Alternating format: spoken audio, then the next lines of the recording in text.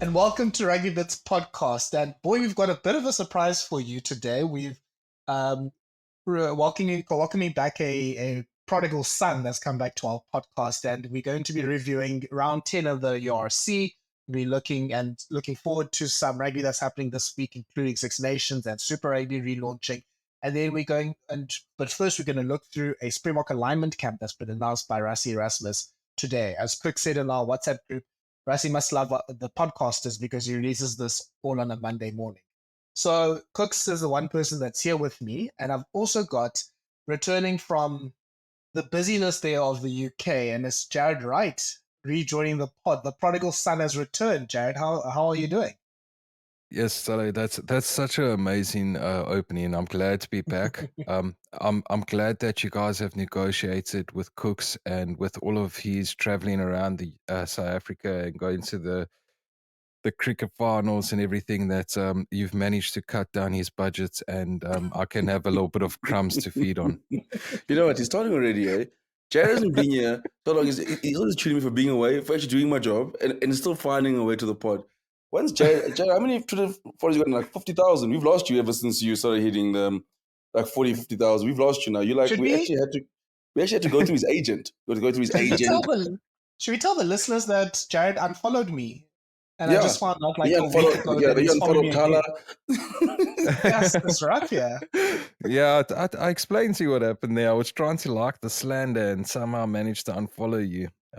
Cook's slander was hitting hard, and yeah, I was laughing so much that I hit the unfollow button on time. Yeah, No, Cooks, we need to talk about that actually. Tyler, I have no regret. For anyone to see it, I said Tyler because I saw obviously now we've been recording with also you can see with videos you can see Tyler. And I saw his beautiful new hairstyle, these dreadlocks, and I said he's just nice podcasting Daniel Dimas. He's a Blitzbok. I don't know why you're getting upset about that. It's a compliment. I couldn't even get like Branko Dupria or Roscoe Speckman or Cecil Africa. You know what? I told you. The reason being is once you said that Scotland has got a world class captain and a lead of men and have Finn Russell, I was like, I'm going to get you back for this because I thought this year we were starting a new leave. I was like, I was waiting and I bided my time, and then you and Sean's brilliant idea for our Zoom chats just came and just gave me the perfect opportunity. Yeah, that's on us. That's definitely on us. Gents, just as a bit of an icebreaker, we haven't put up a first phase for this week, but just going to ask you on last week's one. So last week's one was predicting the 4 World Rugby Player of the Year winners in this World Cup cycle. Cooks, I'm going to start with you, and because actually you kind of inspired this question because you said that Damian Willems is going to win one in the next 4 years, so at least that's one covered. I'm wondering who you think is going to take the other 3. Okay, I'll try to do an order to make it. I mean, I did predict earlier that Gregory Aldridge would win Player of the Year this year, and then France shat the bed 5 days later to make me look like an idiot. So I've got to stick with Aldridge for this year. I think Damian Willemsen next year. I'm going to need 2 more. 2027. I'm gonna skip the third one. No, wait. Oh, this is such a tough one because I think an All Black always tends to win it somehow. So I'll give it to Damian McKenzie. I think he might put something together for a year, and then I'll probably go. I've got to go South African because I think he'll win the World Cup again. Let's go Cameron Hanekom 2027. Ooh, love it. Yeah, see, that's bold, hey. That's I'm gonna be boring because I think we're gonna have like the same the same way it's been going over the last few years. Like I don't think a South African's gonna win it anytime soon. I think we'll be lucky if we get Damian Willemsen next year, although I'd love him to win it. But I reckon it's probably gonna be Kalen Doris this year. Depending on how Ireland do when they come to South Africa. But it'll probably be Doris even if they lose the series. So I'll go with Doris this year, and then it's the Lions series next year. So I think it'll probably go to one of the Lions there as well. So I could see Doris probably going back to back. Yeah, seriously, I'm trying to think of another.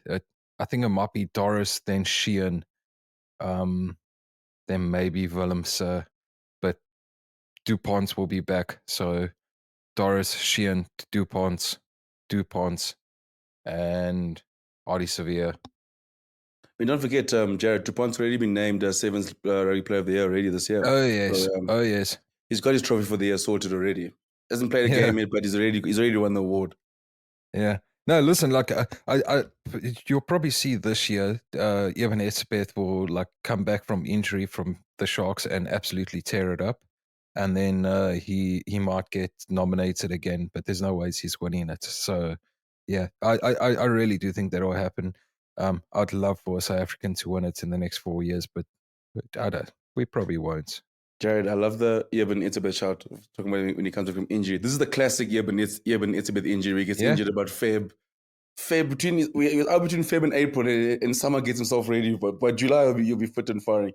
Yeah, that's why Rassie had that comment after the World Cup that they need to prepare for like the second row stocks, and although Etzebeth could is a beast, he doesn't think he'll be able to be at the same physicality at the next World Cup. I'm like, bruh, that guy always just gets injured for time off. Like Johnny Sexton goes to Italy for a week. Eben gets like 2 months off from like between Feb and April. It's like, okay, cool, you can do whatever you want. Now he's at the Sharks, now they can control him. Toulon was actually holding Rassie back. It's like, okay, cool, now he's at the Sharks. You play about 10 games in a row in December, and then from there, don't stress. Tell the family you guys are going to the bush for about 2 months. Yeah. I mean, he had to get bullied by Bakis Botha to actually play for Toulon in that last year.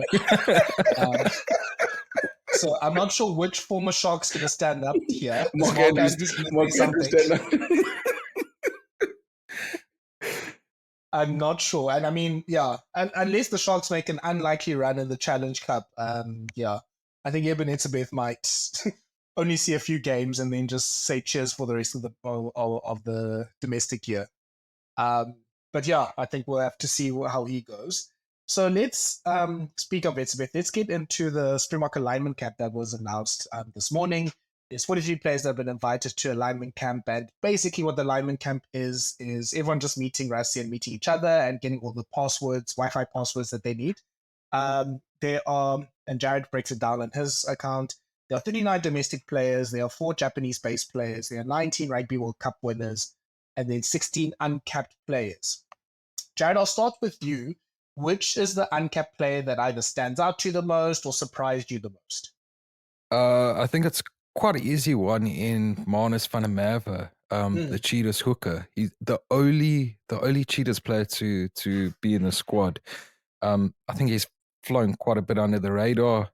He's been scoring regularly for the Cheetahs. He's got a good line out, quite a abrasive player. So yeah, he's 27 years old, so he's in the nice age bracket for a front rower. And yeah, we're looking at our hooker options for life after Bongi and Bonambi. I think we can get into Joe Dwebe a bit later, but Rassie's obviously looking at what's behind Marks and Bongi and life after Bongi. And yeah, I think it's quite nice to see that the Cheetahs aren't just being overlooked when it comes to Springbok selection. But yeah, that's the one that really stood out for me. I know there's a lot more exciting ones in the backs and in the back row and that kind of thing. But you know how I like to do it. I always like to go to the dark places and start there. Yeah, as you should. Yeah, it's interesting with the hookers. So the hookers that have been selected, apart from Bonambi and Marks, are I think Bonambi's already 32, Marks is entering his 30s this year. So you have Jan Grobler from the Bulls, you have Andre Venter from the Stormers, you have Marnus van der Merwe, as Jared has talked about. You have Jan Hendrik Wessels, who can play hooker when they play him there and when he wants to. So those are 4 options, all in the sort of early to mid 20s, and clearly sort of being prepared as that next generation of hooker post Marks and Bonambi. There's clearly a jersey that's up for grabs there. So it's going to be very interesting to see, during the course of the season, who stands up, who takes, that who takes that third choice hooker option, at least in the short term. Cooks, who's your uncapped player that surprised you? I must say also, Jared's been in the UK for too long if he's calling Bloom a dog place. So I hope Jared's not coming down for the second I was test. talking about the front row, brother. I was talking about the front row, not Bloom. I'm trying to get you a tag team Bloom when you come back here for the second test against Ireland. But I'll stick to the forwards as well.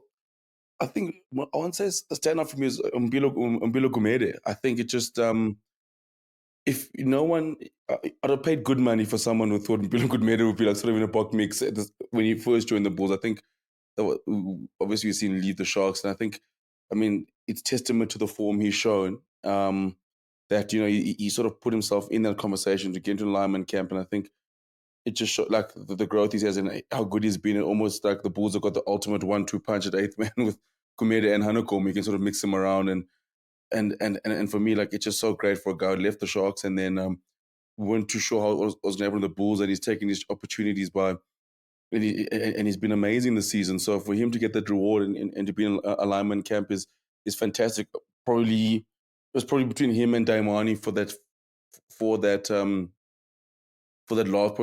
back row spot. And I think obviously Gumede, I mean, can do both 7 and I know Daimani can, but obviously I'm sure Gumede probably fits into the mold of other box one day back rows to be. So yeah, I mean that's for me is besides him and Manus van der Merwe, probably those are two guys at the start of the year that no one probably had money to see them in an Allignment camp or in any sort of box mix.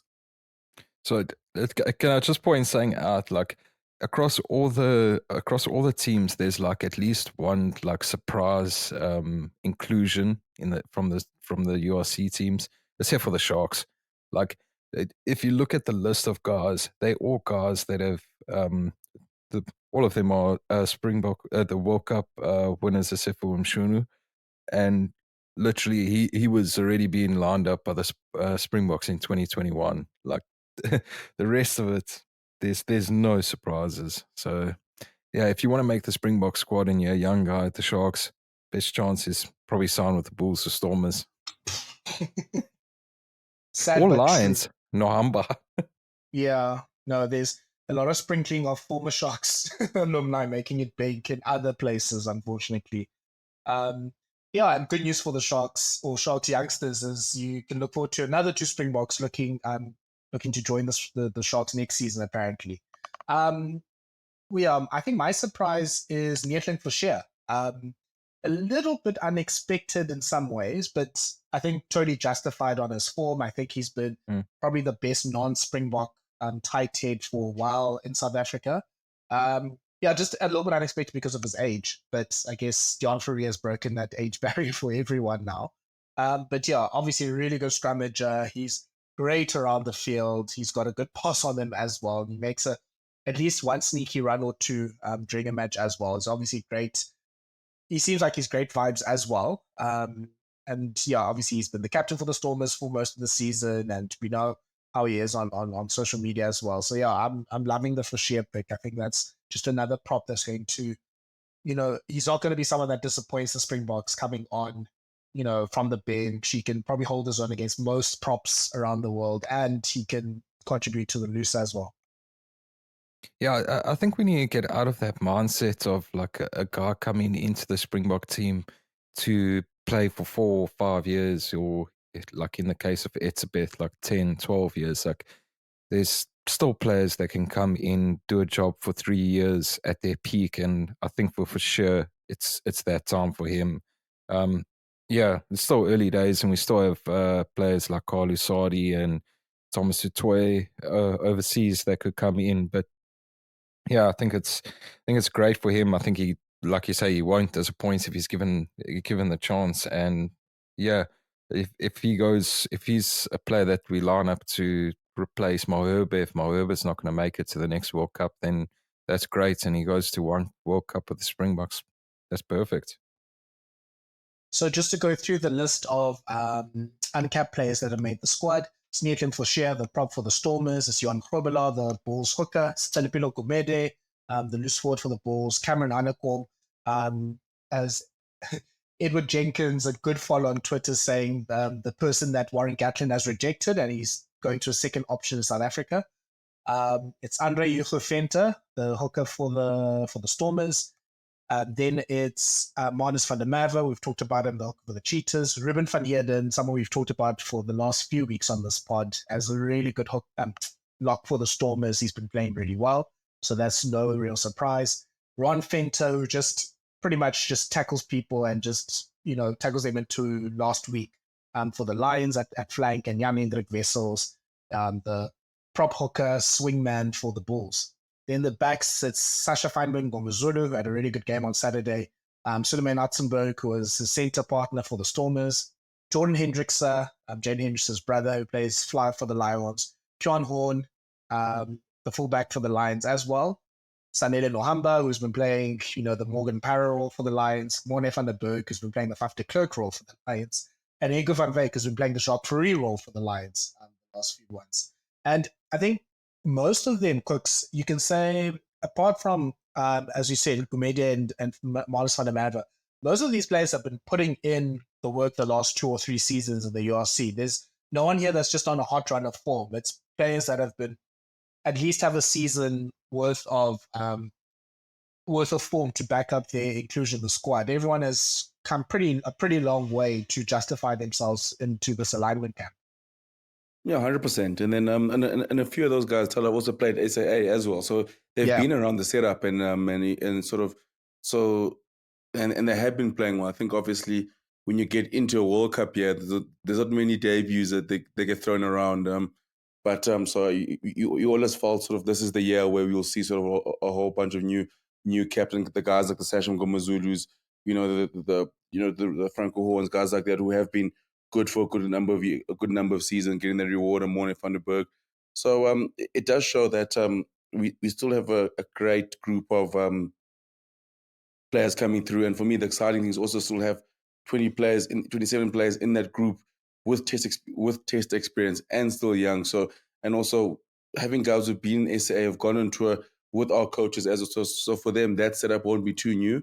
And it's incredible in how the depth we have in a healthy place. I mean, coming off a World Cup, we just, it's another example about how the job that Rassi and Jacques done. I know obviously it is still frustrating, obviously with the 62% win rate in between those World Cup, but how they've been able to create depth and how in those 3 years, and now hopefully no pandemic. I mean, we can have a 4-year run and we can introduce some of these exciting players into the mix, especially with the group of players we have now. So yeah, it's great to see these guys rewarded, and it's incredible how healthy our rugby is at the moment. Okay, Jared, let's get spicy and negative here. The snaps. Who's disappointed? Who's sending off horrible WhatsApps to Rassie Erasmus right now? I think Sean wanted us to put through an Ambrose Papier. Oh yeah. Yeah. But I was just thinking about it. Okay, we've called up 3 World Cup winning scrum halves from 2023, 1 from 2019, and we've added 2 uncapped ones to it. So I love a fair for scrum halves continues.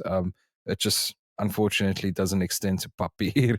But yeah, I think the one that everyone sort of is pushing out is Hashiva Diamani, which I think is a valid one that everyone can sort of put out there and say, listen, like he can feel hard done by. But yeah, it's literally just a meet and greet this camp and getting to know the coaches and that kind of thing. Doesn't mean I'm pretty sure that Evan Roos missed one of these last year, and I'm like 95% sure, and he still ended up playing for the Springboks later in the year. So it doesn't mean they are completely, but yeah, I think Darmani's the one name on everyone's lips kind of thing. I love Jared, and Jerry, sorry, because I mean I've been having the same conversation in group chats the whole day, but like, guys, it does just because it's an alignment camp. Like, some people think as if the squad is playing in 2 weeks' time. Like, people are ready to be like, this person coming. Why is this person not in? I mean, it's like clearly South African rugby Twitter has been hungry for a debate and Springbok squad. Springbok. Yeah, squad. we haven't had. We haven't had one since September or something last I year. know. So now we are so ready for it. But shame, I do feel bad for I think Ambrose and Diamond, because especially Ambrose. I think Ambrose for me is domestically is probably not best now in the last season and a half. He is playing rugby, and it's guys, we're into the stage where you could not find a scrum off besides Faf de Klerk. That was our issue. Like almost Faf, like we had to wrap him. Like you probably couldn't practice in the week just to make sure he was fit for the weekend because you couldn't afford losing him. Now if we've got so many scrum halves where we can leave out a quality scrum half in an Ambrose Papier, and like I think probably the difference for someone like, for example, like Nohamba is the fact that he can play 10 as well. So that does, and that does play a factor as well. And Diamond, it's a hard one because if you have someone like Kwaka Smith, for example, yeah, and almost who's that sort of jack of all trades sort of flanker we have, or utility forward we have, and it's kind of hard to fit him and Diamani. So it's a good place to be, because unfortunately in South Africa it's the hardest place to be at the moment. Is probably a 9 and a Lucy, because as good as you are, there's 15 other Lucies who are banging on the door as well. Yeah, and I think you can't really say too much in those positions in particular. Like you are fighting sort of against all odds, essentially, even in your team to make it every week. So never mind fighting against all odds to be one of the best in South Africa. So, I mean, the challenge has been laid down for those players to try and make it there. I was thinking of like if Rassie wanted to do things a bit old school and wanted to bring back some Rudolf Strali, Staldraut type of challenges here, like a Morne van der Berg versus Ambrose Papier boxing match. I'd pay a bit of money to see that. I won't lie to you.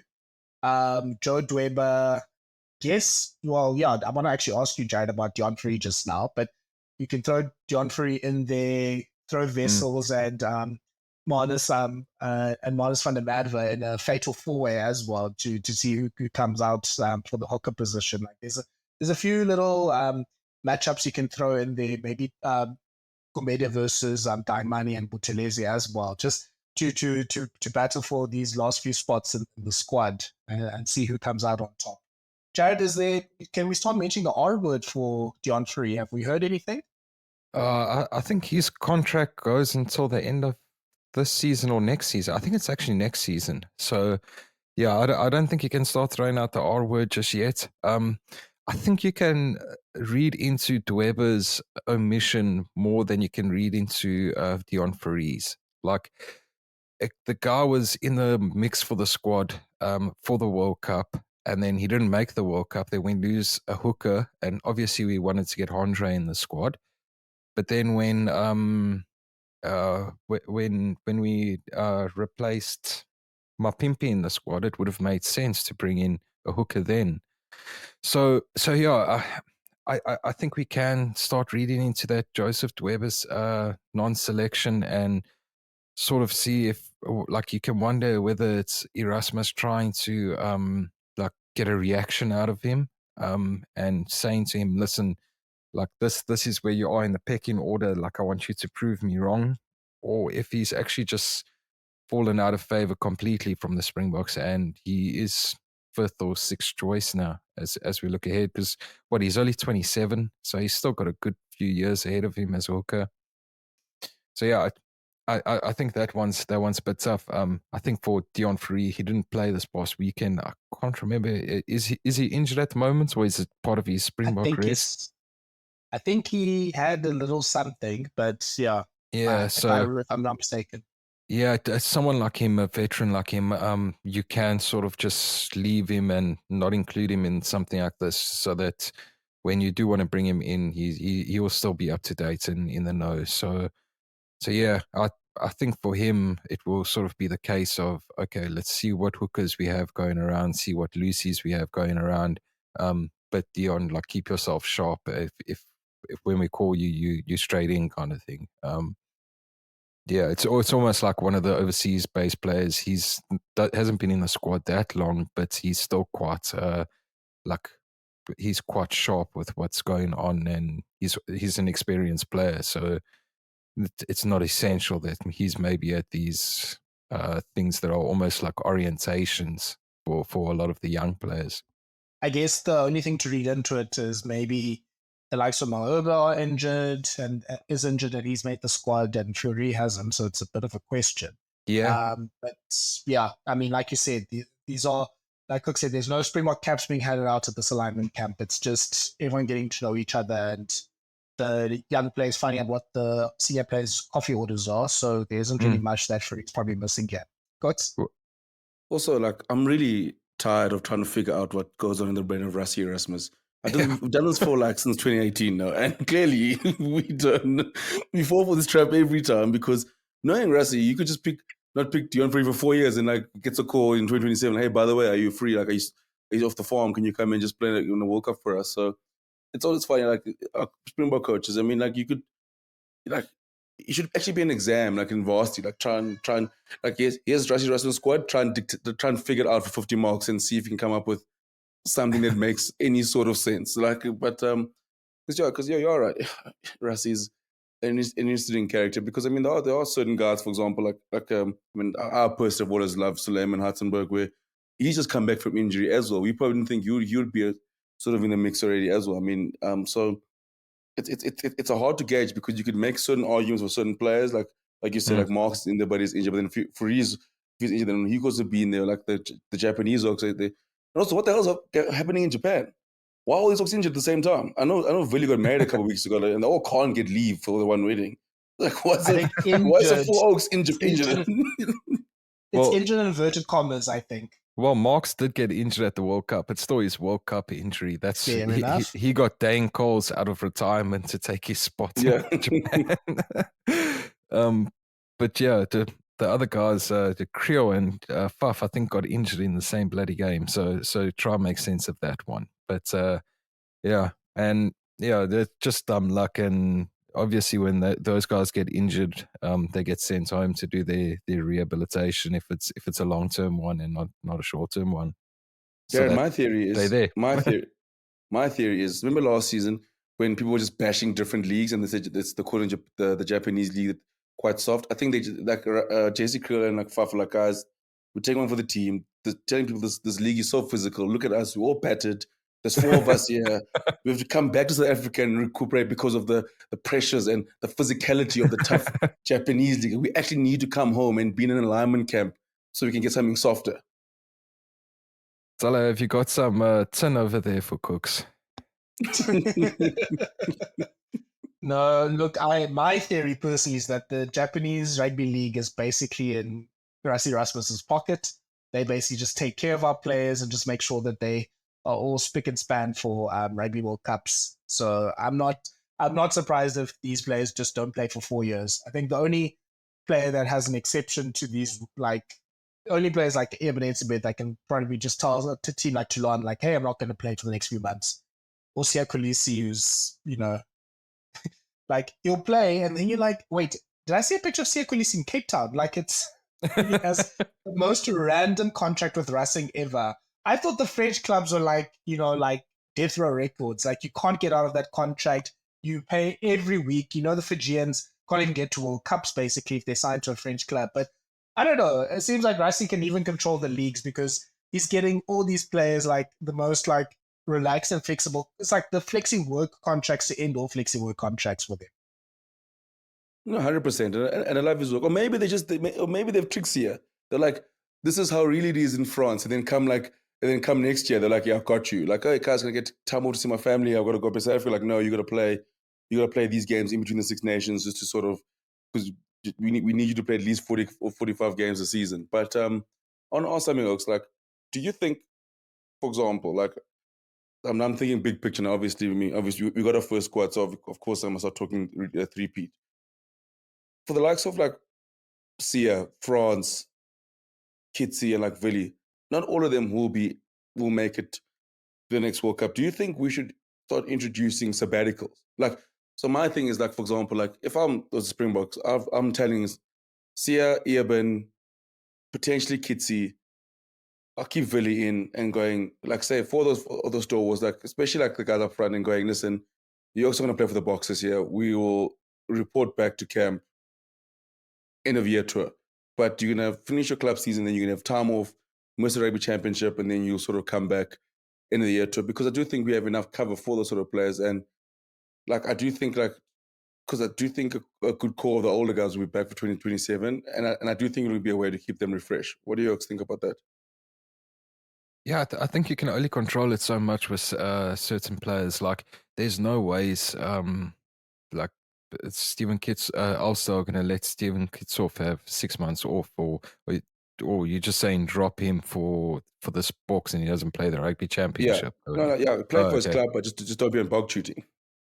Yeah, I don't know. I think it's tough to try and tell a player that and trust that they're not going to get replaced in the squad. So I think the Springbok squad might look at it a bit different, and that you earn your spot and you hold your spot, and then it's your job to keep that spot, and it's not a given. So yeah, I can see your point in it, but I think we've got enough raw talent and up and coming talent that there can also be a natural handover of positions in a lot of spaces, and guys that should stay in the squad will stay in the squad, whether they keep their space in the match day 23 or they just become squad members, which I don't think is a bad thing.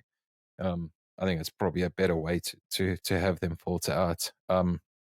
The one thing I did want to touch on with Sia is that I did chuckle a little bit, thinking that one of his reasons for joining Racing 92 is that he travelled less.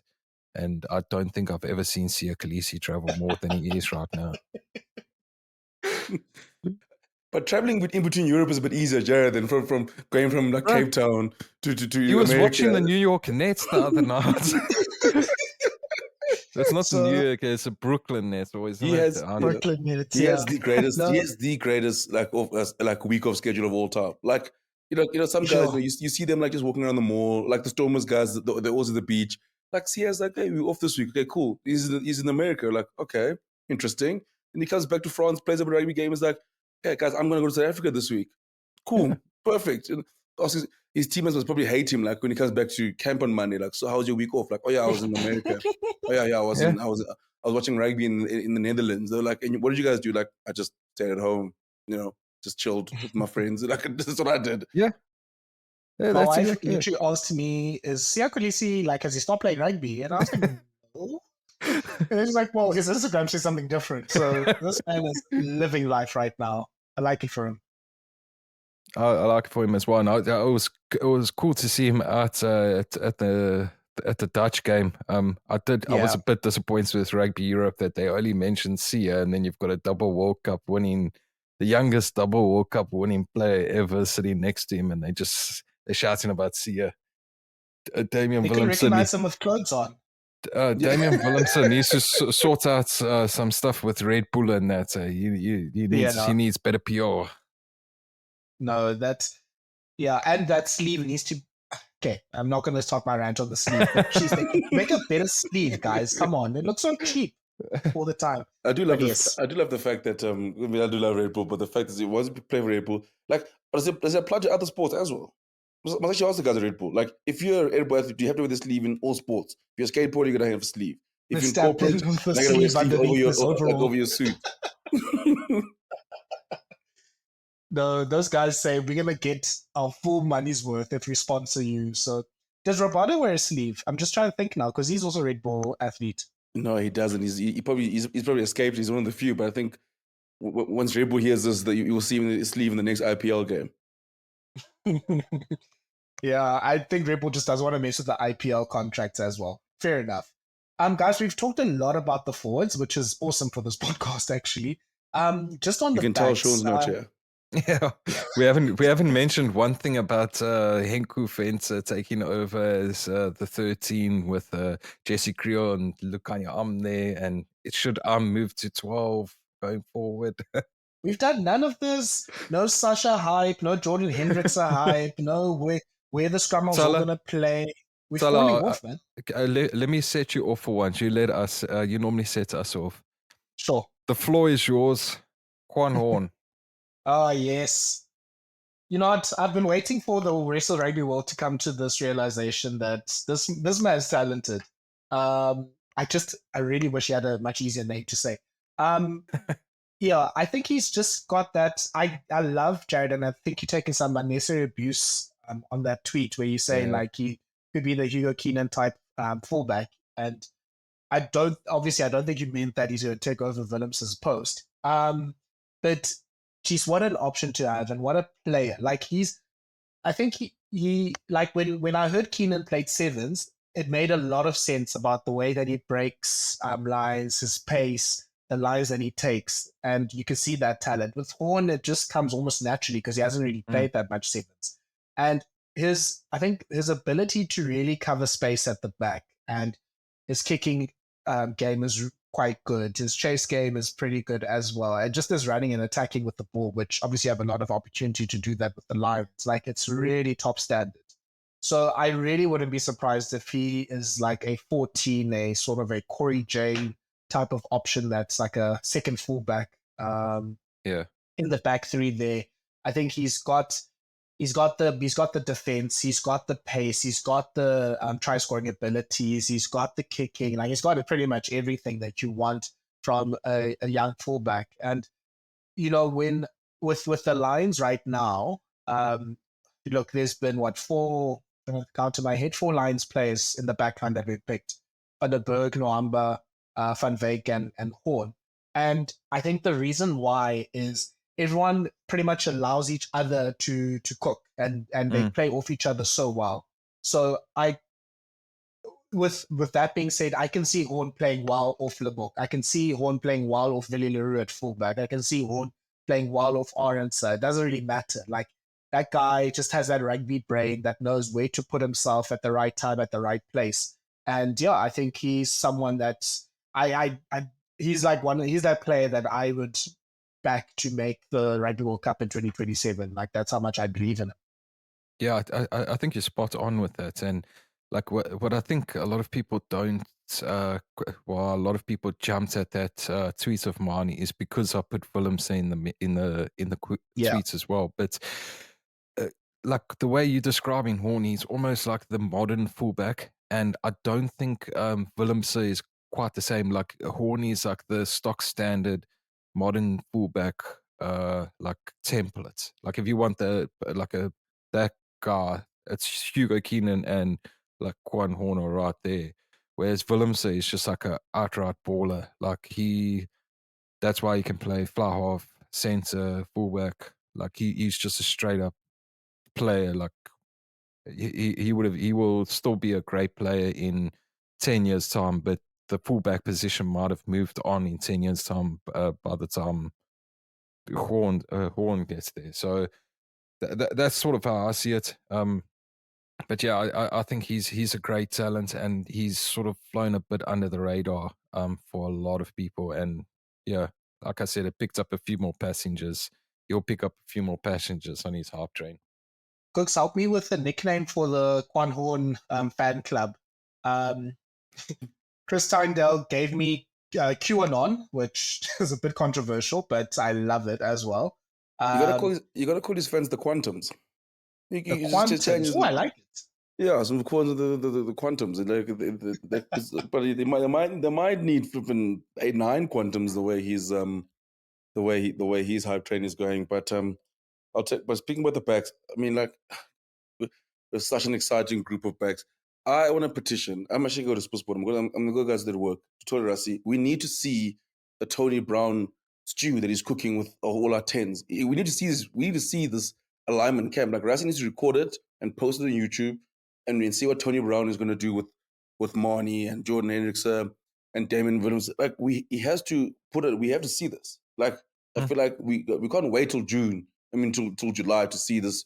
What he's playing. Like surely they can do one of those little docus those little clips that Rasmus was putting together before the World Cup. Like, I mean, we look at our backs and you have Tony Brown working on them. So like Tony Brown and Stick, like it is very exciting. I mean, I can't wait to see Andre Pollard doing behind the back kicks and things like that. I was just going to ask, who's the money on for doing that first under Tony Brown? Lebok. Like Lebok is the one. I'll just give, if I'm 100 Pollard, I'm coming through. My money is going straight to Pollard. This is gonna be Pollard revamped. This is what, I'm putting my money on Jaden Hendrickson because you just know that he's getting one of these 100%. early test matches and he will just do it for shits and gigs. My question is like Jaden Hendrickson and Faf de Klerk. Faf de Klerk is already unstructured and loose. Now you're adding Tony Brown to be his backline coach. Cheapers.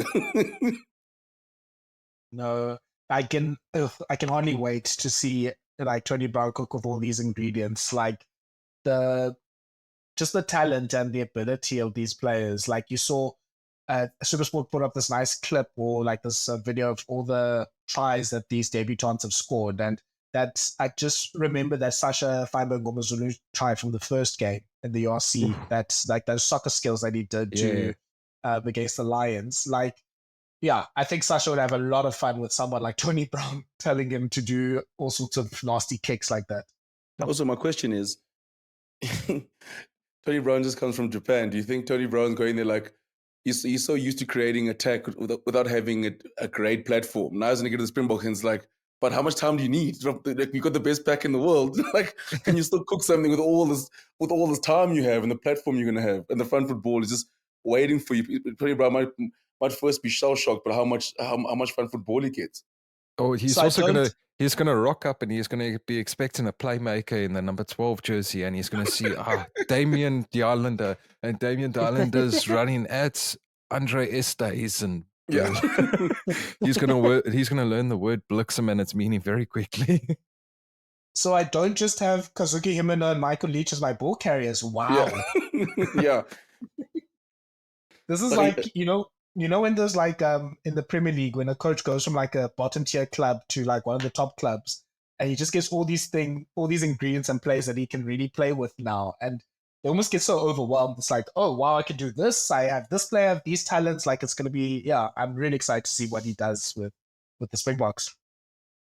Yeah, he's not gonna have Shotahori, like a Shotahori hooker that's a baller as well. Yeah, I think, Jared, you're right about the 12 thing. He's going to learn about first phase platforms and having Dialendia or essays and just run into the teeth. And then you can do all your nice Tony Brown stuff afterwards. Yeah. I do think it's going to be great, but I think it's going to be particularly great for a player like Damien Dialander. Like he's coming sort of to the tail end of his Springbok career. Like he's getting into his 30s, it sort of goes downhill quite quickly for backs then. But for him, I think it's going to be great to have an attacking coach like him in the team because he can really show what he's made of, and it's not just crash ball running for him. Okay, gents, just to finish off on the Springboks, which of the uncapped players do you think will have the most Springbok caps? Just as a random prediction. I'll start with you, Cooks. Oh, geez. Just so we can clip this and make you look like a fool in like a year. Yeah, who's got the most caps? So out of all the uncapped guys? Yeah. I'm going to go, who would have the most? Johan Grobler. Yeah, I think that's a good one. Shot. Jared? I'll go with the other hooker, Andre Yuko Fenter, because he's 22. I think Cropler's 26. He's got 4 years on him. Jared and I have clearly you're playing the odds. Okay, Marks is out pretty much the whole year. That means one of them should play in. Then Bongi's a bit older next year. What? you just play the odds of like, okay, cool. There's no Marks this year. One of them's got to play. Yeah. My other guess was it would probably be Sasha.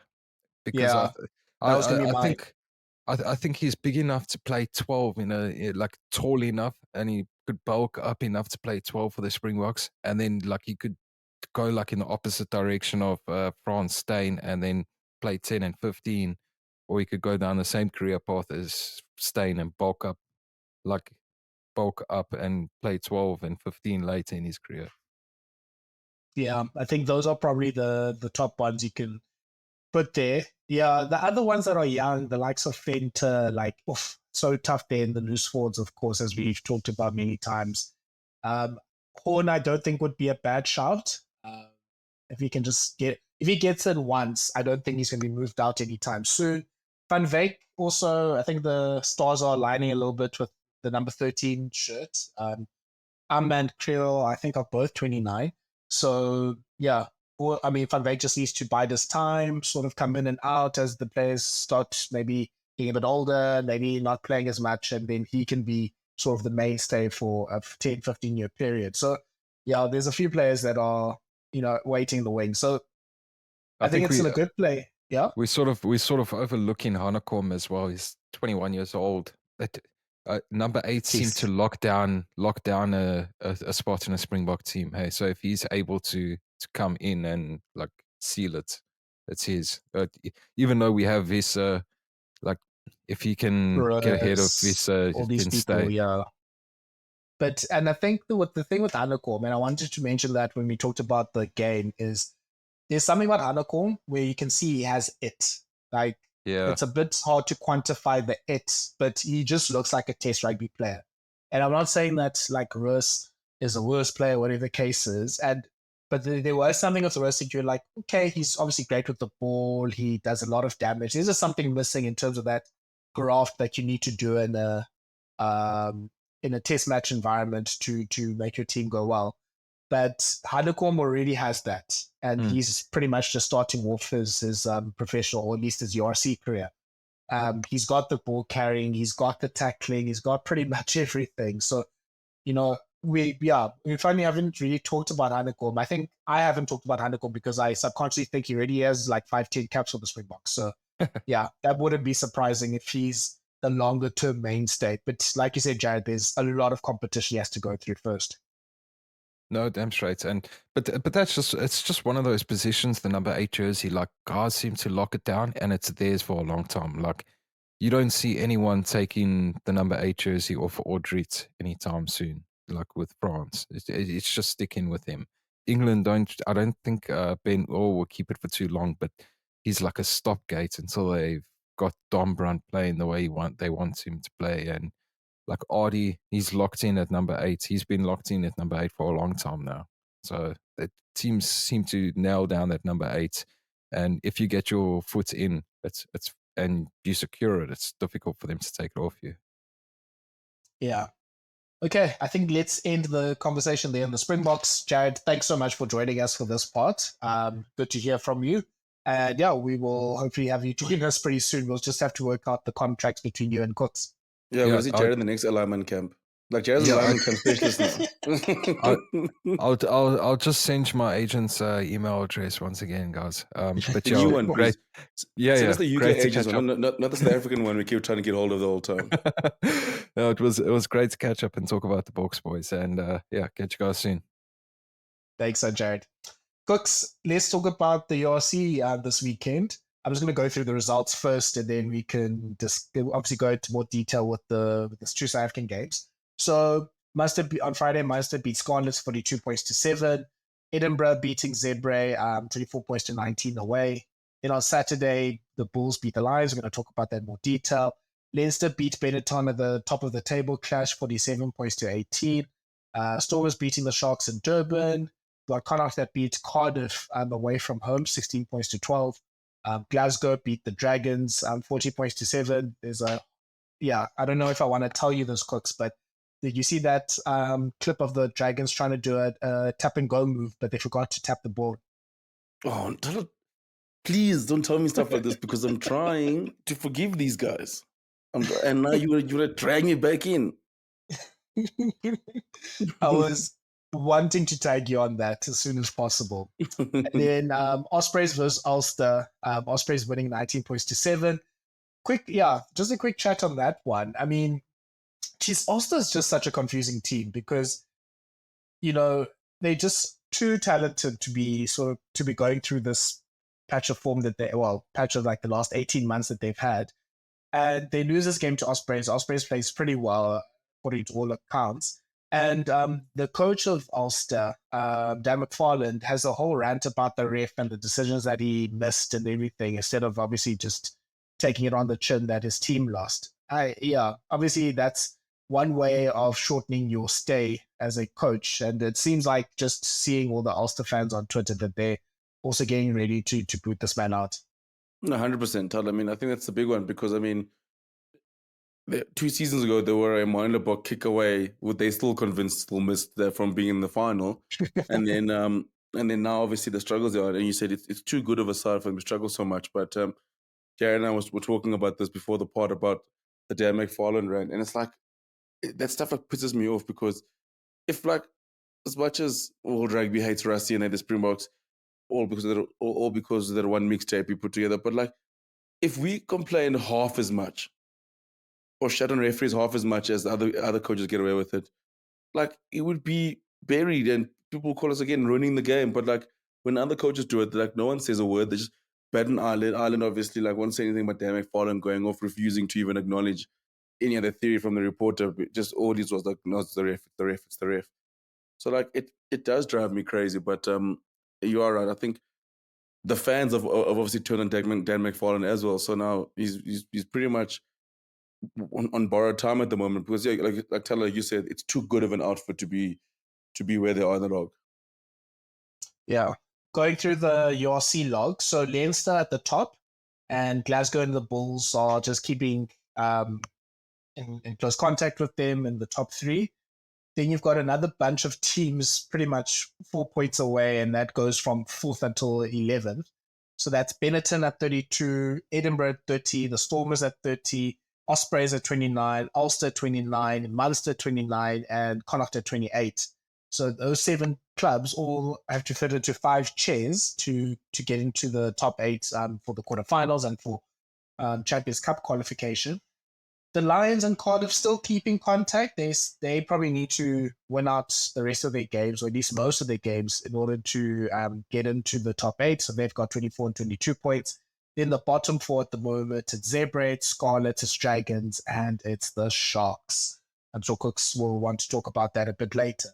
So Cooks, let's start with the Bulls-Lions game. I think the Bulls won this game 25 points to 10 against the Lions in Joburg. First of all, big shout out to Ennis Park, getting 20,000 fans in the stadium.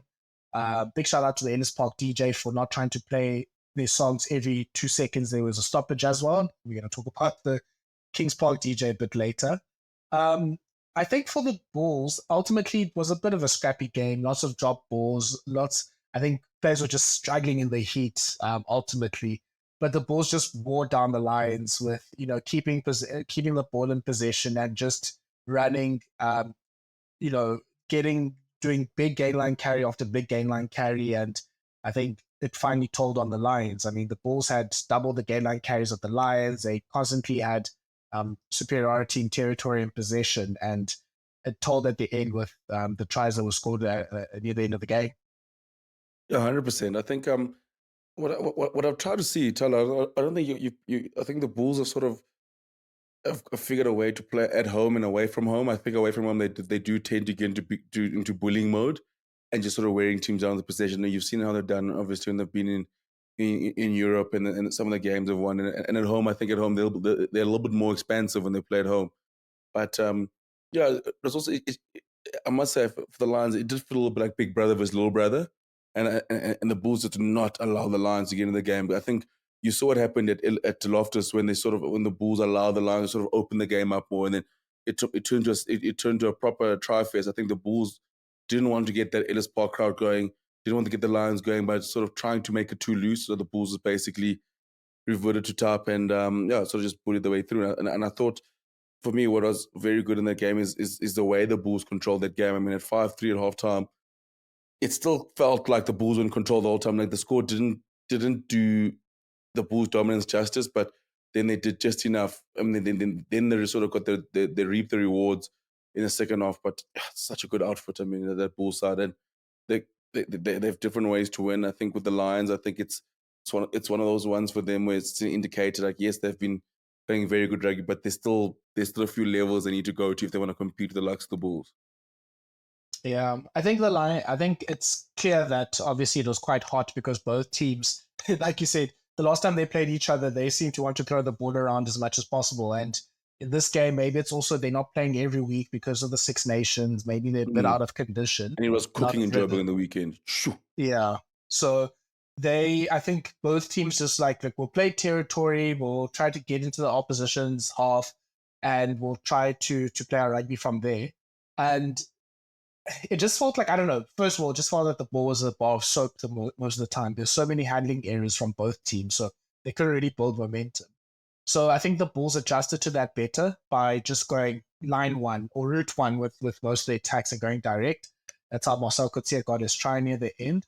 And the Lions, I think they had the right idea of trying to kick, obviously, into territory, play rugby in the right places, not get caught out by the Bulls in their defense, but accuracy just let them down.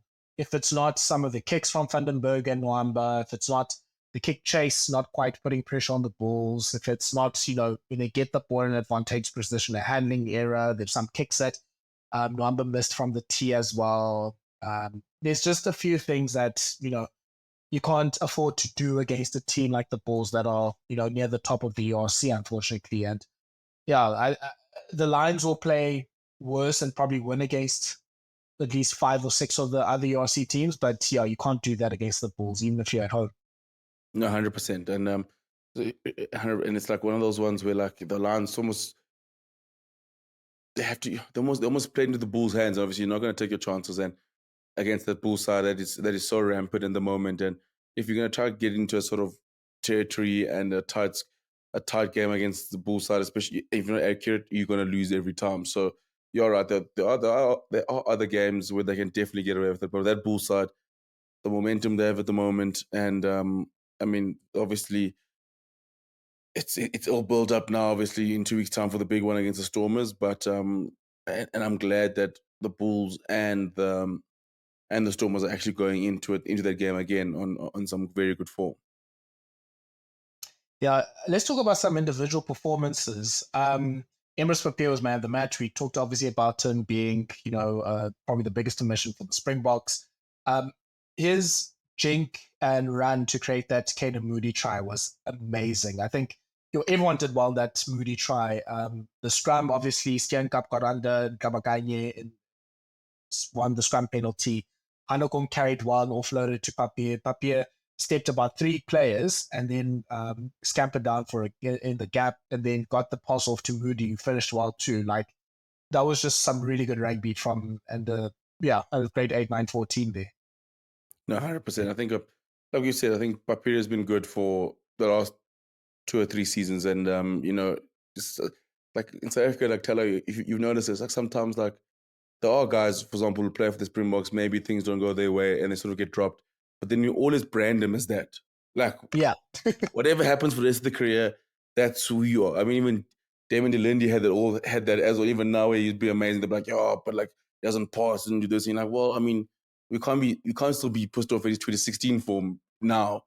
But and Papier for me, that seems like the guy with some of the public where they still see him as the Papier they played in 2018. Like when you first got there, you're like, those on the same 2 players now. But and he has shown consistency and he has been very good. And I think he was a man of the match, Patella, but something you mentioned as well. I mean, I know you Cameron Hanekom had another good game. I mean, you could copy and paste every other episode you've had about talking about Cameron Hanekom, but I love your tweet when you said that he does have it.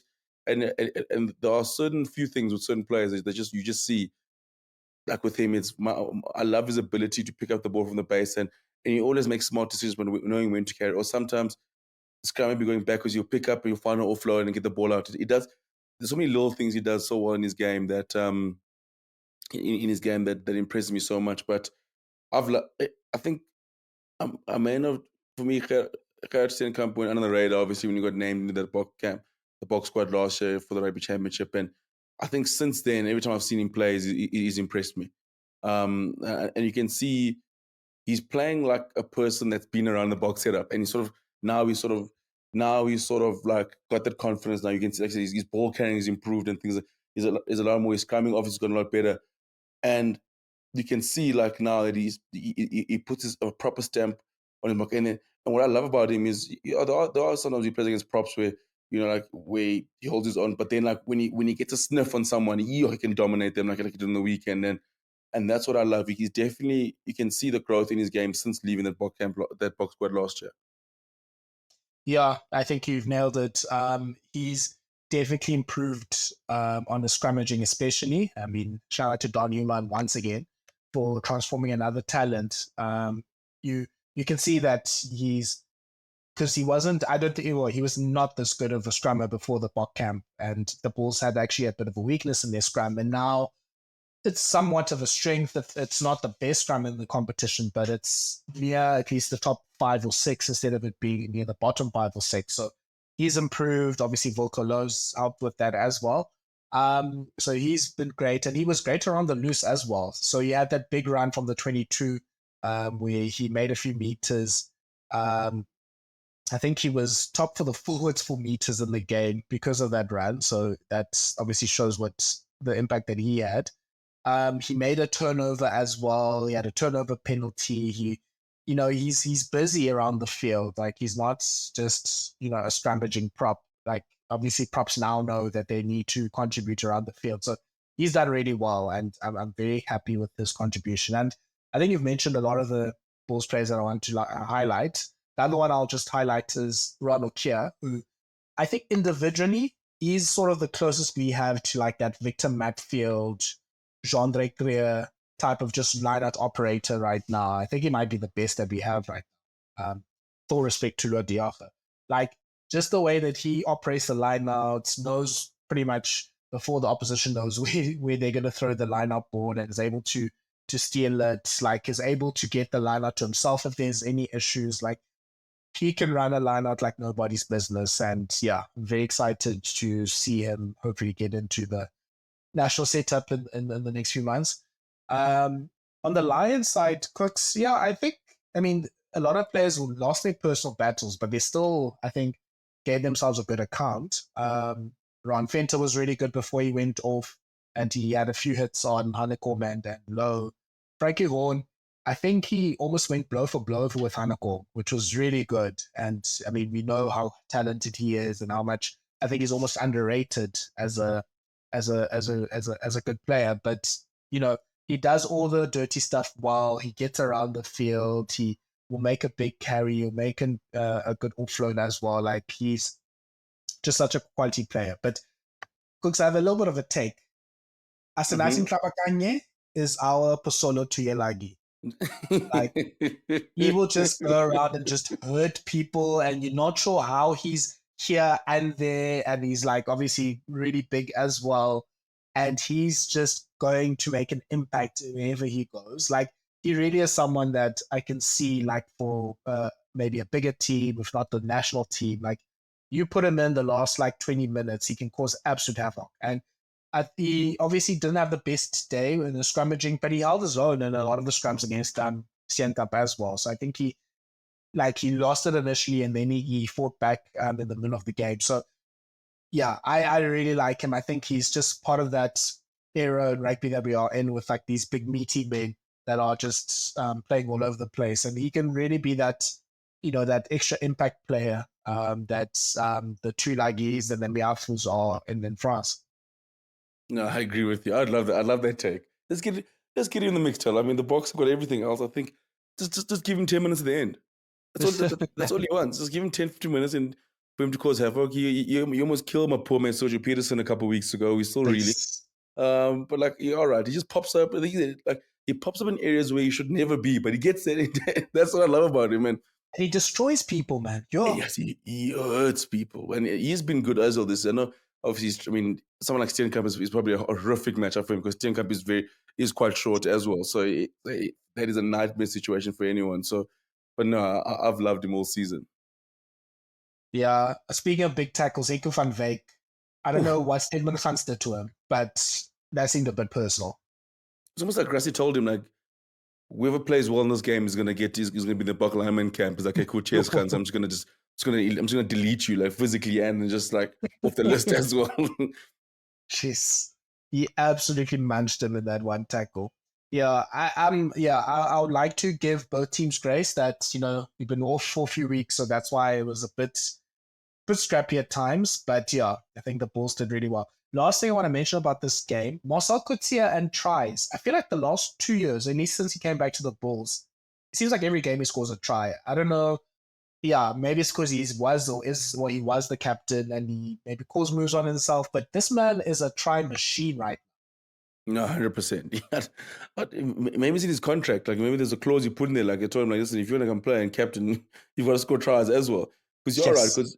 Because every time now he just sort of finds a way to score a try, finds a way to finds a way to try. Whether it's like a maul, whether it's a pick and go, whether it's he's finished anything. That's what I love about Mosoko. It's all different types of tries. It's never just like the David Pocock 12 tries a season, but it's all rolling malls. Like he's gonna give you pick and go. He's gonna give you carries. He's gonna give you finishing off on the wing. I love the variety of his work.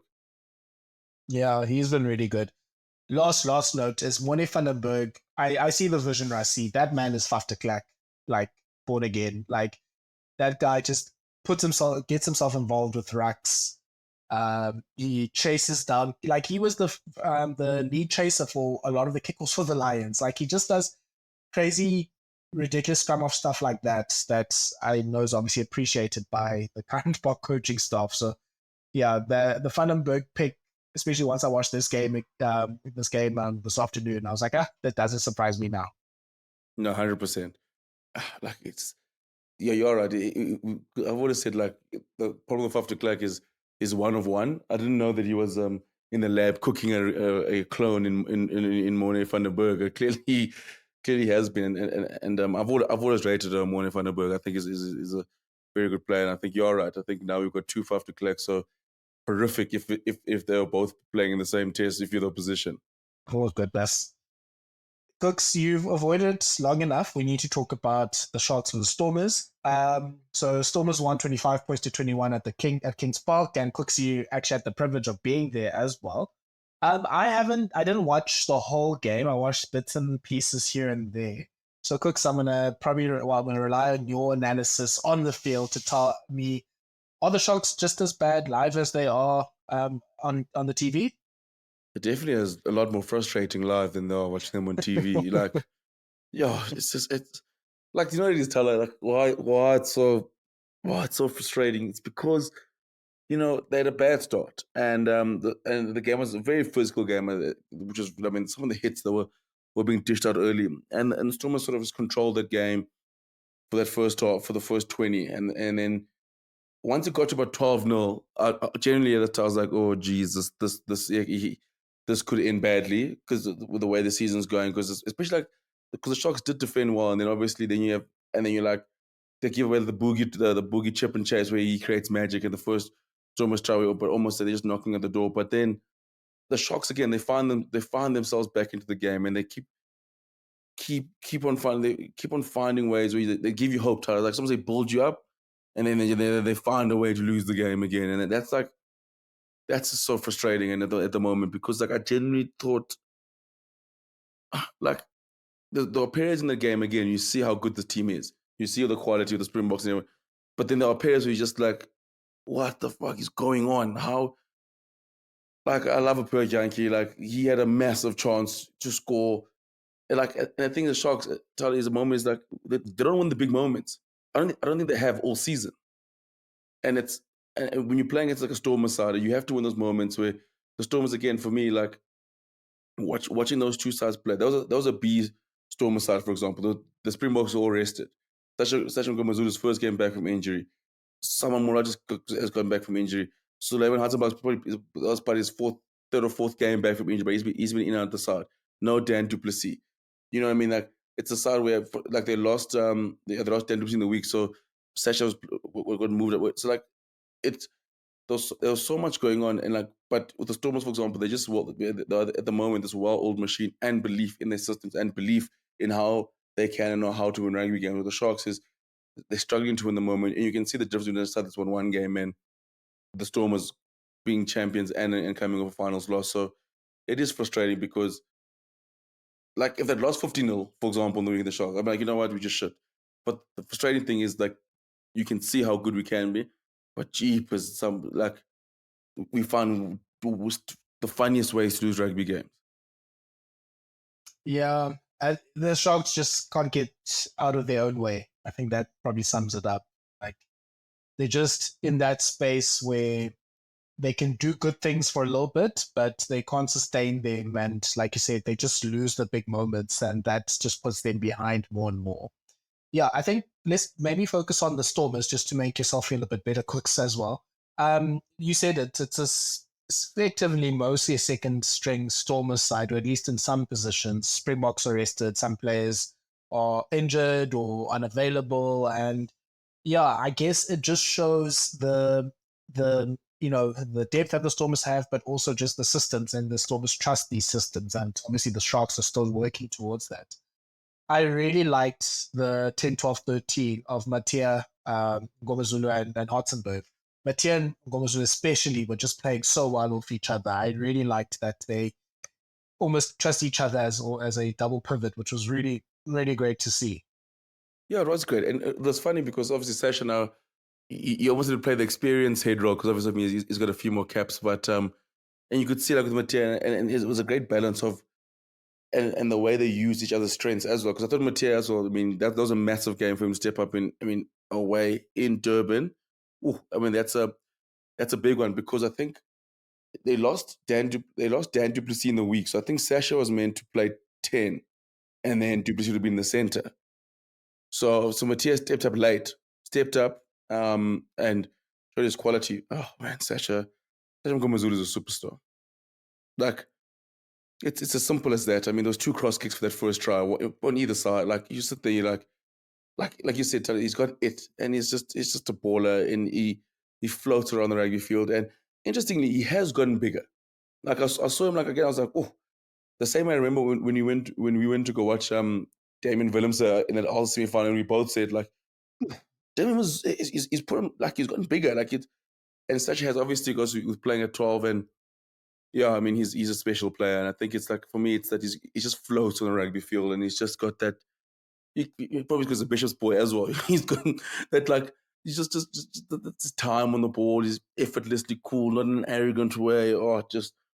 I've always been a big fan, and Hatzenberg as well is a player that I think has got a big future as well. I think with its 14 on wing, I thought his defense has come a long way as well. So I mean, he probably again, I mean, that was his first year playing rugby, but you can see he's definitely worked on that. And yeah, like again, the Stormers now you sit there with the Stormers, like Tyler, especially at 10, 12, 13, is they've been doing all this without arguing. I don't think that they've had many games with their starting choice 10, 12, 13, because Dan is hardly played. Amani Lebox being in and out of the box side. Williams has been either playing at 12 or 15. Jean-Luc Du Plessis has covered at 12 at a time, and they're still finding ways to win. So just shows the depth that Dobbo's built, especially in the backs. I mean, and they can all cook. That's the crazy part. Sure. I mean, yeah, there's so many players you can still put into this team that didn't play. I mean, we know Ron Nell's also been rolled out for the season. That's why they brought in Similani, who had his debut cap for the Stormers this weekend. And never mind all of that, Ben Loader just also has a really good game for the Stormers this weekend. I mean, I'm slightly surprised they didn't make the Springbok alignment camp. I mean, I'm sure Rassie can organize a passport for him. Like the Stormers just are so stacked in the back line, and even the forwards stood up, I think, quite well. And it was, I think, at least the pass that I saw, so interesting just seeing Evan Rus almost being the senior player and the player in the front line that with his carrying and his work around the field. I think he was almost the guy that was leading the Stormers fight against the Sharks here. 100%. I mean, and playing at 7 as well. So, I mean, a position hasn't played for a while. I mean, Enno's first game also back from injury. I feel like the Stormers just feel like the Stormers, it's either someone's returning from injury or someone's getting injured. That's been like the theme of the season. Yeah, I thought Rose was good. I think Ruben van Heeren again, like the look, he's an absolute workhorse again. I thought he was also very good. But again, like they pack his. I mean, also shout out Neting for sure playing 80 minutes on the weekend. Shame all the props are dropping like flies, and poor Needling had to put in the shift for all day. I think he was also man of the match. But yeah, again, I think is they find a way to win, those guys, the Stormers, and they pack. And the lovely thing about it, almost similar to the Bulls, is they have different ways of winning. There are games where Daimani will absolutely cook and rip teams to shit, and there are games where like some where they'll actually they'll sit there and grind it out, and then their backs will create something special. But Tyler, talking about that, we yet to see a Warikaland tweet yet, because Boogie returned to let me say Warikaland returned to being Boogie again, because he cooked on the weekend. He cooked on the weekend. That's obviously the try that you talked about earlier that he created. I was like, yeah, because a few weeks ago, people were fighting me. I was saying, look, I guess that he's not necessarily in the top form, but guys, please still keep your Boogie stocks. And people were like, no, he's stinking it up, like he's done. I was like, okay, cool. So yeah, I'm not going to be surprised if Boogie has a run now until like the end of the season. Like, seems like the Stormers, they know by now how to obviously get to the finals of the ERC. They've done it twice. So even with these players being in and out, like I think once April hits and it's Champions Cup and the ERC business end, like I think all of the players are going to be back and all the players are going to be fit and firing. And yeah, then we'll see the Stormers quality just jack up. So yeah, I'm very chilled about the Stormers and where they are right now. The Sharks on the other hand. Tell like the one way to put it is like Sharks need to get to May. Season needs to end. Like because this is like it's just like again, like it's the same ways of losing rugby games, and like hopefully the best chance is to win a Challenge Cup. It is going to be frustrating and change things up, and obviously like you have someone like Ron Jones for Rensburg leaving mid-season, so that doesn't help. But I mean, there was a glimmer of hope in Siya Masuku. He came on, he was great off the bench. Hopefully they can give him a bit of a run there at 10. I think I still think Cohen Bosch is a good rugby player. I've always been a fan of Cohen Bosch, but his confidence is an all-time low, and he's just been battered and bruised. And I can just feel like what's in his game, like he's not got that same freedom he had a couple of years ago. No way, he feels like he's playing with a weight like a 100 kg sitting on his shoulder, just all this pressure, and he's trying to run the team, but he's also trying to find some form, and it's just like there's so many there's so many different moving parts, and I do feel bad for him because he does show glimpses, and you see like, but then again there's frustrations, and he's been made the scapegoat. I mean, there's quite a few issues with the Sharks. I think he's like 10 is a big problem, but he's not the main. He's not the only the main or the only issue at the Sharks. And it's just a confidence thing. It does look like a side that just like you lose enough. We've seen it tell any sports teams, or you lose enough games. It's hard. You have nothing to lean back on when you get down to the crunch times. Or you look at the Stormers, for example, they've been in situations before and they found ways to win. Ways that where it looks unconceivable. They've just have been in so many situations where and they can rely on and they have the confidence. With the Sharks is they don't have that confidence of like, can we actually bounce back from here? Because the last 6-7 games we haven't. So that's like I think we'll say this until the flipping season ends. Can they just win like 3 in a row? Build some sort of momentum. Play the box every game until Rusty says they can't play. Like find a way just to win a few rugby games. So for my sanity, I'm asking. Yeah, I think cooks you closer to the mark. I'm just saying, I think just put the season in the back burner and try to focus on the next season.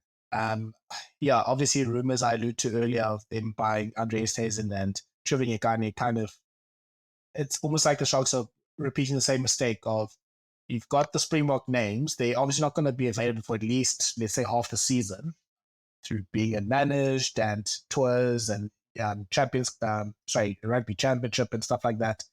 So that doesn't really solve the problem. And there doesn't seem to be that young crop of players that are really coming through and claiming their places in the team. So you're going to just flood money into the team with all these quality bulk players that don't necessarily play every week, where you're not really focusing on that next level of players that are your players that you can expect to play all 18 URC games.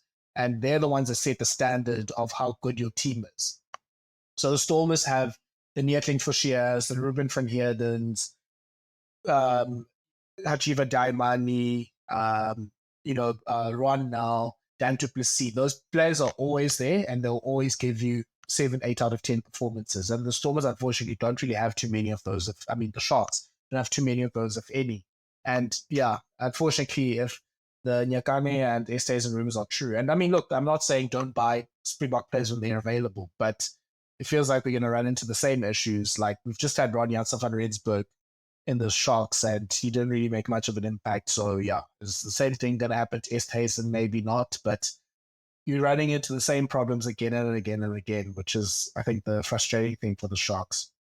Looking at their fixtures, so they've got the Lions in 2 weeks.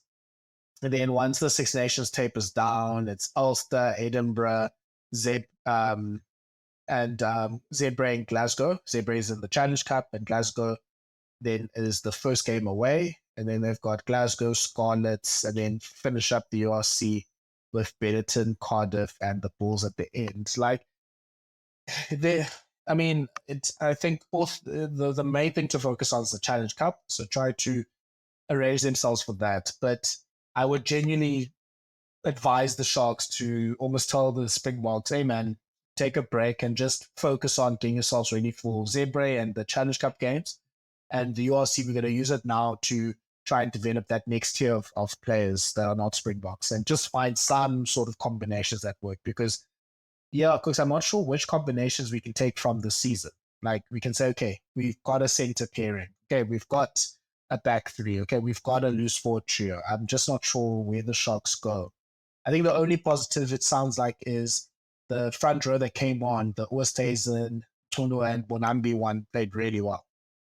Yeah, 100%. I think, yeah, there's a few glimpses, but the Sharks are like an old car at the moment. Tell her you fix one thing, and then now you fix you've something wrong in the engine. Now your tires are now the tires got an issue. Yes, okay, cool. We might have the look on your arm and the box are back. Okay, cool. But now the scrum's not functioning. Okay, now we sort the scrum. Now we need to find a blind side flank. Okay, cool. Now we got some sort of flank, and now the locks are struggling. So it's like. I don't think they'll have an overhaul, but I do think obviously they need some help. Like there's almost each facet of the game is something they need to fix. Like might need to get a lock in, maybe one more prop, blind side flank. We look at that. Someone in the Lucy, maybe an extra Lucy in there.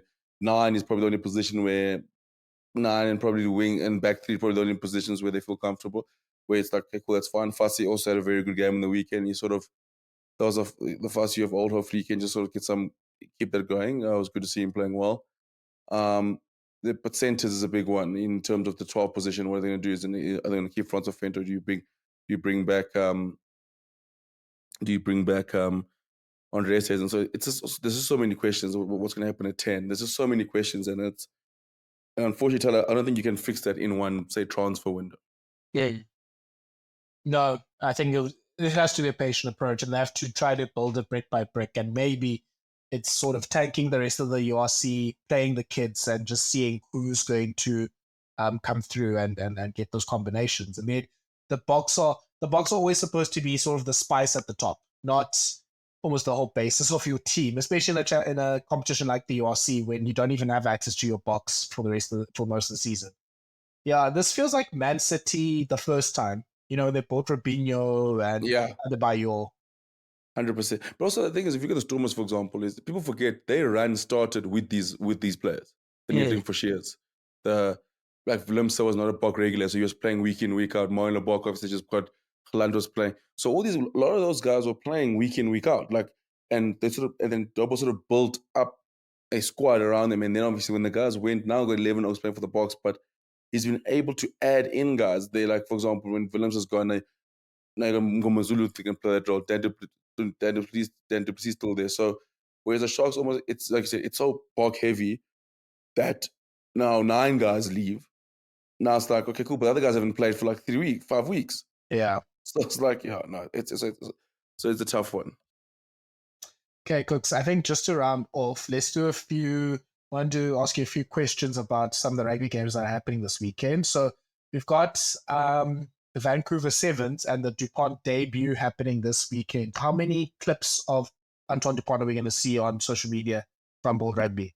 Oh, but it's starting from when he gets off the plane in Vancouver. I'm thinking about 2 a day before the weekend. The weekend we're getting about at least 6 or 7 each day. Yeah.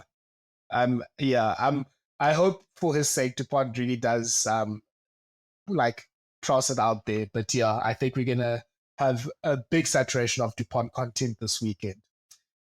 Cook's Super Rugby is also starting this weekend. We've got the repeat of the final as the first game, the Chiefs vs Crusaders, and obviously all the other teams are coming through.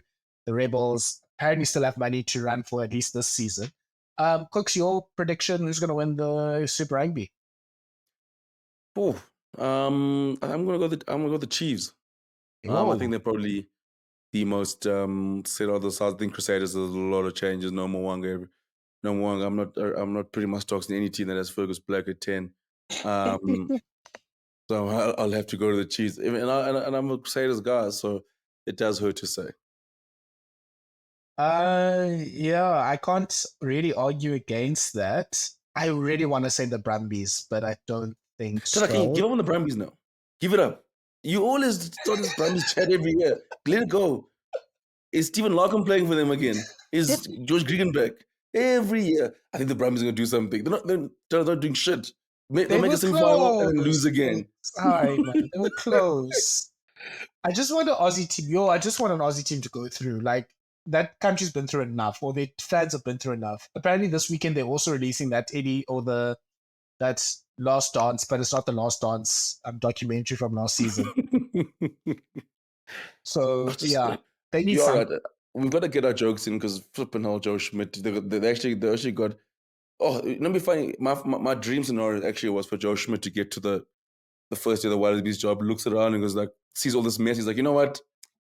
I'm just gonna fly back to New Zealand. I quit. Sorry, my bad. Like Bill Belichick when he signed up for the Jets and left 3 days later. He's like, you know what? The same for me. I'm just gonna, I had a good life there. I was with the Blues. I was a director of rugby, popped in for All Blacks. I was back in New Zealand. And that's what I'm still, a part of me is still waiting for that to happen, like mid rugby championship. Like, you know what? Yeah, I tried. Sorry, cheers, guys. This is too much of a Phil War. Go get some other ex-Wallaby to come and be a director or CEO or something because there's more. Because I don't know. So I want to get all my Wallabies jokes out because I do think George will do a good job. But I refuse to start that with the Brumbies. Okay. If I'm not allowed to say the Brumbies, then I guess I'll have to agree with the Chiefs. But don't be surprised the Crusaders lose 5 in a row. And they can still make the final. We know the Crusaders. We know their game by now. 100%. Okay. Then Six Nations is happening this weekend. I'll start with the less or the smaller game, if I can call it that. France versus Italy. France playing at home. Yeah, France comfortably. Yeah, I'll say France comfortably. Yeah. Look out for Louis Lina, who might be making his debut for Italy this weekend. Signed for Benetton 1 week and ready in the Italy squad. Like, Casada's not wasting any time. If you have an Italian passport and you play rugby, you are in. I love that. Like, tries to crack it, couldn't make it to the England side. He's like, one quick call from Crusaders, like, by the way, what are you doing in 2 weeks' time? Can you play international rugby? Sweet. Okay, it's time for Benetton. No, Benetton's building a super team there, so that's also another thing. Ireland versus Wales. Ireland playing in Dublin. Can anyone stop the Ireland Green Machine to the Grand Slam? No, not a shame. Not Warren Gatlin's the varsity team. No, unfortunately not. Aren't you calling them a varsity cup team? The average age is like 20. Okay, fair enough. And then the big one, of course, for you, Cook, Scotland versus England. Scotland playing at home. Yeah, is the Finn Russell Invitational going to continue? Surely England's going to beat Scotland again eventually. And this is such a Scotland game to lose. Like, I'm actually going to go England, actually, Tyler, which is tough for me to say because this is such a Scotland banana peel game. They didn't close the game out against France and could have potentially scored, couldn't find an angle. So you can build on from the momentum, but I can genuinely see them having a 2-week break and then falling apart and then going to lose to England. Yeah. And then they end fourth, and then it's just like, here we go again. Finn Russell's going to go drinking on Thursday next week, and then he's not going to play. And then he's not going to play the game against Italy. So yeah, it's due to happen. The signs were bad for me for Scotland when they wanted World Rugby to explain that why they weren't given a try at the end. I was like, this is going to be like the 2019 World Cup when they wanted to sue Japan for having a typhoon. And then after that, they played such a horrible game against Japan. So I can see a stinker coming, but no, again, kind of like in that Brumbies bracket. I want to believe in Scotland that they're the best of the rest. So surely they beat England this weekend. So, but England's sneakily doing the things and I mean, they've sort of gained their defense going and playing sort of more classical England rugby. Like they need a sculpt, I think, this season. So one of Scotland, France, Ireland, New Zealand is going to be taken by England in a surprise game. I'm just not sure which one. Let's see. But yeah, I want to believe in Gregor Townsend, and hopefully he can reverse the Scotland try to sue the world for their rugby mistakes curse. Oh, I love that. I can't. They're also still looking for Craig Joubert, because remember that they're still then they try to change the GMO thing. So like, yeah, jeepers, like, yeah. So unfortunately, that's South Africans are number one in complaining about the refs. I don't even dispute that. We are top of the log. But geez, Scotland make a big mess when they complain about refs. Oh my goodness. Oh. You want to sue now? Like, I can't take them seriously. Cooks, finally, Varsity Cup is starting. It's actually playing as we speak, as we record this podcast. How far do you think Tuks is going to go in the Varsity Cup? Can't wait to see their trips to Fort here and Alice.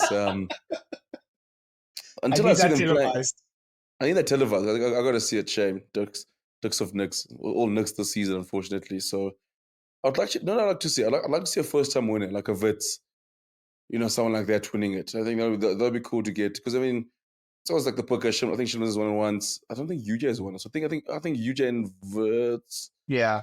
UWC are the ones I would love to see. I'd love to see someone like that, like Wits win it or something. I think it'll be a very cool story. Yeah. Well, you know what I'm gonna say and who I want to win. So yeah. They're not paying you to be a flipping rugby analyst. Like, so it just doesn't matter if Marty's going to You've won enough Rugby World Cups. Like, don't listen to this pod and be like, you have to say Marty's going to win, or we'll review your contract. Look, I'm not even going to take the chance. But yeah, it's been a long time for the Maroon Machine. We I think about 8 or 9 years away from our last victory. So now it's time. It's time to get a new one. It's not our fault you decided to win like 9 in a row or something stupid at the start. So like, give other kids a chance. Yeah. Look, and it'll obviously be the ultimate troll to Tuxa as well that we win when they're gone. So I need this for all the banter as well. So yeah, Varsity Cup, yeah. This is going to be this part of the season. You have to pace yourself for the rugby watching, and if you have a partner at home that's not a big rugby fan or whatever, like family, whatever the case is, like, Cooks, I don't know what your strategy is of negotiating which nights to watch rugby, which nights off. Luckily, at least we not have the... Remember we had the Curry Cup also on like Wednesdays and Thursdays at this time? Oh, jeez. Yeah, no, 100%. So we are safer, but I don't know. I can sneak in the Friday morning because I'm off this week, and I can get that done. Mrs. at work, and then Saturday is a tough one because I've got a housewarming, my own housewarming, and I planned it on the day of all the rugby in the world. I did not consider it a month ago, and she was like, and now I've like got a whole bunch of people over, and there's nothing that gets you in more trouble when it gets over and they're all outside and I'm watching rugby inside. you know the casual, like when you go inside to get something to drink and you're like standing in front of the TV, but you think you're standing for about 10 minutes, you end up standing for half an hour. You're like, okay, cool. Like, so I might risk it. I might find which game and then just risk it. It's either that or I spend the entire Sunday watching rugby. So that's the two options I'm bringing up. I can do that and be a bad host, or I can be antisocial all of Sunday. Either way, it's a lose-lose. Yeah. So negotiations are happening in many households now that we have rugby basically 4 days a week at least. Goodness gracious. Cooks, I think let's end it there. We've had a review of this first Springbok alignment camp, spent 45 minutes on a squad that's just transferring, or just like it's a big WhatsApp group that they're starting. So that's always valuable, and trying to figure out the man, the myth, the legend as Rassie Erasmus. And yeah, looked at the URC. You've got some thoughts out on the Sharks, had some therapy as well. And yeah, looking forward to a big weekend of rugby. So to the Dirt Trackers, thank you so much for listening to another episode of Rugby Bits podcast. You know where to follow us on social media. Please follow us on Twitter, Facebook, and Instagram. And please follow us on your favorite rugby, on your favorite podcast platform, be it Apple, Spotify, whatever the case is. And like, share, review, rate the podcast, and yeah, we can also just get up those rugby podcast rankings as well. So thank you so much, and we're going to see you in the next episode. Bye bye. Cheers, guys.